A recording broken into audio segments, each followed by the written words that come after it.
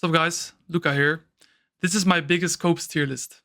Let's go. Number 1. I can't climb because my champ is weak. Oh, my champ is so weak. Listen, unless you are literally the rank 1 person playing that champion, you have something to improve on. I don't care if you're diamond and you're playing a weak champion like Ivern top lane. There is going to be someone who is going to be better than you, and there are things you can improve on that are not champion specific. And also there are things you can improve on that are champion specific.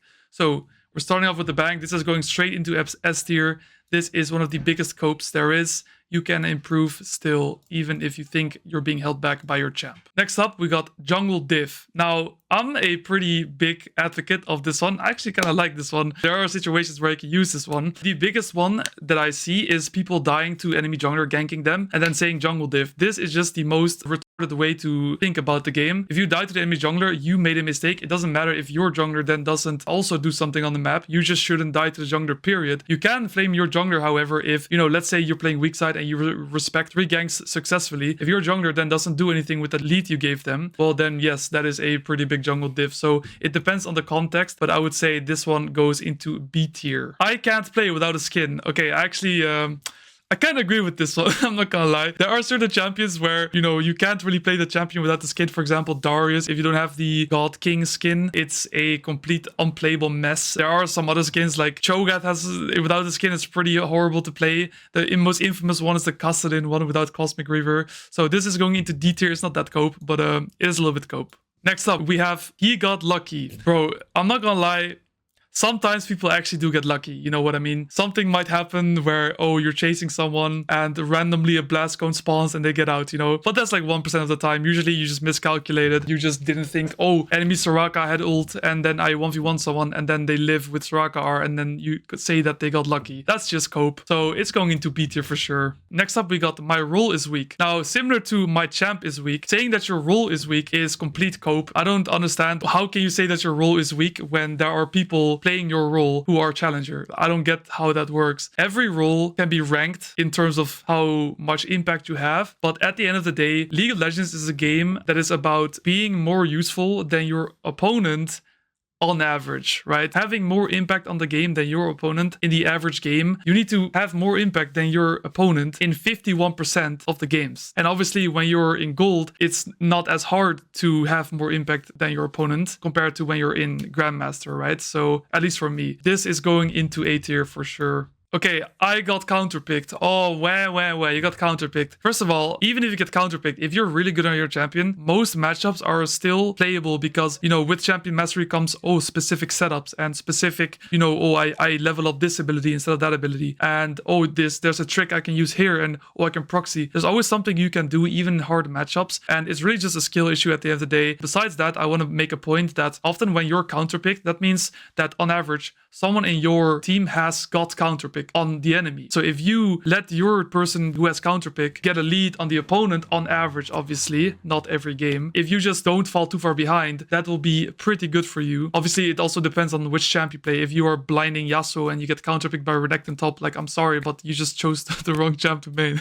But in all seriousness, yeah, this is pretty cope. I'll put it in B tier. Next up, we got braindead champ. Listen, bro, if I see this one in Masters still, you know what I mean? Even higher than Masters, people are just like, this champ is so dumb, it's so brain dead, it's so broken. First of all, every champ has counterplay. Okay, let me just make that clear. Every single champion has counterplay, except maybe Varus, but every champion has counterplay, and maybe Rumble. Okay, I'm gonna stop. See, I'm coping right now. I'm coping. Saying that a champ is brain dead is just a synonymous for you saying I just suck at the game. Review your game, get better, watch how people who are better than you play this matchup, improve, and stop the cope, bro. This is going into A tier. Next up, first game of the day, bro. I'm not gonna lie. I've used this before. Actually, I probably use this every day. It is cope, but it's not that bad. I think a lot of people, they first game of the day, your hands are literally not warm. I mean, literally, your hands, the tendons in your hands, the warmer they are, the faster you can click. That is a big difference, right? So I'm going to be honest, this is not that cope. I'll put it in C tier. I think a lot of people use this as an excuse to dodge accountability, but in all seriousness, I think for most people, this is going to be an actual thing. So I think C tier is pretty good. Next up, we got limit testing. Yeah, limit testing. I mean, I've talked about this in my last tier list video as well. This is just complete cope. If you if you die to someone on side lane because you didn't pay attention, you can just brush it off as limit testing. But the problem with this is that if you're reviewing a game, you're not going to see that as a mistake, or at least you might forget that it even happened, and then you're not going to review that part or learn from that and just, you know, brush it off, sweep it under the rug, and you'll stay the same. You'll make the same mistakes. Limit testing should be solely done with intent. If it's not intentional, then it's not limit testing. It's just you getting caught and being bad at the game. This is going into S tier. Actually, I might put this into A tier. Is it S tier, guys? It's hard. You know what? I'll put it into A tier. I'll put it into A tier. Okay, next up, we got blaming lag. Oh my goodness, bro. This is something that barely happens, I feel like. I feel like this is something that like boomers say, like old people. Oh, I'm lagging. What the hell? Yeah, I think blaming lag is something that you know damn well it wasn't lag, bro. You just missed that. You just missed that ability. And let's just be honest, bro. Maybe 1% of the time you're actually lagging. But it's a nice, convenient excuse. Actually, if you lag right after missing an ability, it's like really convenient to just say that you were lagging, right? Because technically you were, but it wasn't the reason you were missing your skill shots. So yeah, this is going into C tier. It's not the worst. It doesn't happen that often. Put it into C tier where it belongs. Okay, next up we got I'm not even trying. Yeah, really, you're not even trying. This is something that I've seen so often. Actually, I have a funny story. When I played professionally, I sometimes played against people who, let's say I would solo kill them once or twice in lane. They would start sprinting it on purpose to conceal that they weren't actually trying. You know, the reason you beat me was because I was sprinting it in lane. It's kind of like an ego thing. You know, they're not willing to admit that they just got beat in lane. So they just start running it and then they say, oh, I wasn't even trying. So it's gonna happen in solo queue as well. I would say this is pretty damn cope. I'm not gonna lie. I'm putting this in A tier. Moving on, they have Smurfs. Now, actually, I think this is pretty valid. There are a couple different views on Smurfing. In my opinion, there is a negative and a positive to Smurfing. The positive, if you like it or not, is that you are actually getting pretty high quality practice on average. Sometimes the Smurfs are like way too high, and then, you know, you have one bad death and then the game's just unplayable. But if the Smurfs are like, let's say, you know, one division higher than you actually have quite a lot to learn from them beating you. So I think this can be good for you. And, you know, on average, you're going to have Smurfs in your team as well as the enemies. Well, I guess the enemies on average have a little bit higher chance to get Smurfs because there's 5 people versus 4 that are out of your control. But, you know, I don't think Smurfing is that bad. Usually they are in Smurf queue anyway, so you don't see them that often. I think using this as a way to cope, it's probably C or D tier. I'm gonna put it in C tier though. It's fine. Okay, next up we got losers queue. Blaming losers queue for losing your games. Really?